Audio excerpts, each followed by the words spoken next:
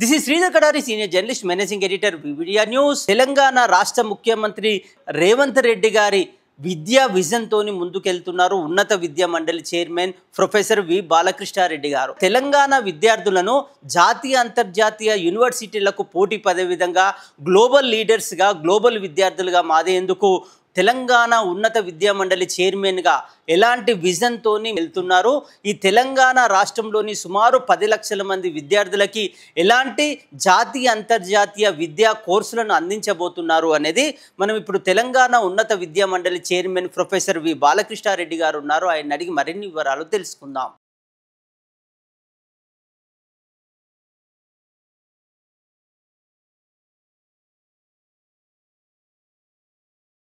గౌరవనీయులైన ముఖ్యమంత్రి రేవంత్ రెడ్డి గారు ఏంటంటే నా వర్క్ను చూసారండి.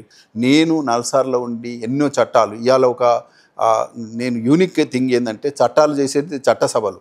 బట్ ఒక యూనిక్ థింగ్ నేను నల్సార్లో ఒరవడి, ఎందుకంటే ఒక తెలంగాణ వాసిగా కేసీఆర్తో ఆ గవర్నమెంట్తో, మన గవర్నమెంట్లు ఎవరుంటే ఏంది, మేము అకాడమిషియన్ సార్ మేము ఈ పని చేయగలుగుతాం అంటే. సో వాళ్ళు ఏం చేశారంటే ఈ రెవెన్యూ చట్టాలు ఇవాళ చూడండి, రెవెన్యూ చట్టాలు ఆల్మోస్ట్ 112 రెవెన్యూ చట్టాలను అంతా బ్రిటిష్ కాలం నుంచి తర్వాత మన స్వాతంత్రం వచ్చినాక అట్లా కొన్ని చట్టాలు మా టీం తోటి వర్క్ చేసి రెవెన్యూ చట్టాలు, మున్సిపాలిటీ యాక్ట్స్ తర్వాత రెంట్ కంట్రోల్ రిలేటెడ్ ఇట్లా చాలా చట్టాలు చేయడం అనేది ఒక రేర్ ఆపర్చునిటీ ఫర్ ఎన్ యూనివర్సిటీలు చట్టాలు చేయవు, చట్టసభలు చేస్తాయి. అంటే మేము చేసి వాళ్ళకి ఇస్తే అట్లా వీటన్నిటితోటి ఐ థింక్ రేవంత్ రెడ్డి గారు మా అకాడమిక్ కాంట్రిబ్యూషన్ను గుర్తించి ఆయన ఇచ్చాడండి.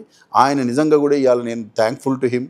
నాకు ఏంటంటే నా మీద ఒక గురుతర బాధ్యత పెట్టిండు. ఎందుకంటే ఆయన ఎప్పుడు కూడా ఏమంటే స్కిల్ అని చెప్పి చాలా మంచి ఆయనకు విద్య మీద చాలా అభిమానం ఉంది. ఇవాళ తను విద్యాశాఖ కూడా తన దగ్గర పెట్టుకున్నాడంటే అదే మాకు అప్పుడప్పుడు రివ్యూ చేస్తుంటాడు, అసలు విద్య ఎట్లా ఉండాలి, మంచి విద్య వైద్యం ఇట్లాంటివి ఇవ్వాలనేటువంటి. అయితే ఆయన ఒకటే మాకు మ్యాండేట్ ఏంటంటే చాలా ఛాలెంజెస్ ఉన్నాయి కాబట్టి దాన్ని ఏ రకంగా నేను ఒక్కనే కాదు, ఇప్పుడు మంచి టీం ఇచ్చారు నాకు. కొత్త వైస్ ఛాన్సలర్స్ అంతా మేము అయినాక కొత్త వైస్ ఛాన్సలర్స్, మంచి యంగ్ డైనమిక్ వైస్ ఛాన్సలర్స్, ఇవాళ విద్యా విధానంలో కొంత మార్పు దిశగా పోతున్నాం. మనం మంచి విద్యను ఇవ్వాలి, దానికి కావాల్సింది మీరు చూడండి, మనం ఎలాగైనా చక్కటి విద్యని ఇవ్వాలనేది.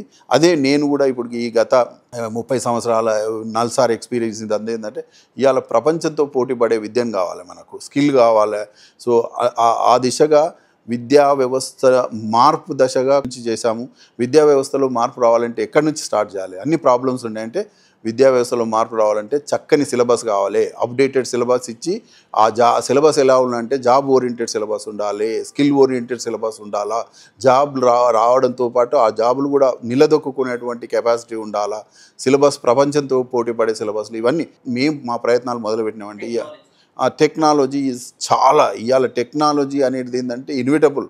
సో నేను లా ప్రొఫెసర్, ఇవాళ నా వర్క్ అంతా చూడండి టెక్నాలజీ. ఇవాళ ఒక పదం వాడతాం, మల్టీ డిసిప్లినరీ అప్రోచ్. అంటే ఏంటంటే టెక్నాలజీ వాళ్ళు లా నేర్చుకోవాలి, లా వాళ్ళు టెక్నాలజీ మేనేజ్మెంట్ అన్ని అందరికీ అన్ని స్కిల్స్ ఉండాలని ఆ ఉద్దేశంతో సమూలమైనటువంటి మార్పుల దిశగా ఈరోజు మేము గ్రాడ్యుయేషన్ ఇప్పుడు మార్పు తేవాలంటే ఎవరంటే మనకు పేద విద్యార్థులు గ్రాడ్యుయేషన్. ఇంజనీరింగ్లో కొంత పర్వాలేదు, ఏఐసిటీ ఎవ్రీ 3 years 4 years చేస్తుంటుంది, కానీ ఈ యొక్క BA BSc BCom చాలా మటుకు సిలబస్ కాలేదు. మేము ఆ సిలబస్ మార్పు దశలో గత 4-5 నెలల నుంచి మా టీం అంతా బాగా వర్క్ చేసి BA BCom BSc ఏదైనా ఉండని అందరికీ టెక్నాలజీ ఇంపార్ట్ చేయాలా. ఇప్పుడు తెలుగు లాంగ్వేజ్ కంపల్సరీ ఎట్లనో మనం ఇంగ్లీష్ లాంగ్వేజ్ ఎట్లనో ఇవాళ టెక్నాలజీ లాంగ్వేజ్ అంటున్నాను. AI ఆర్టిఫిషియల్ ఇంటెలిజెంట్ కావచ్చు, బిగ్ డేటా కావచ్చు, సైబర్ సెక్యూరిటీ కావచ్చు, టెక్నాలజీ ఎథిక్స్, ఇట్లా కొన్ని పేపర్స్ కంపల్సరీ పెట్టి ఈ కొత్తగా సిలబస్లో టెక్నాలజీ ఇంపార్ట్ చేసి ప్రతి ఒక్కరికి టెక్నాలజీని ఇంట్రడ్యూస్ చేయడం అనేది వారి సీఎం గారి ఉద్దేశం. మేము కూడా అదే ప్రయత్నంలో వర్క్ చేస్తున్నాం.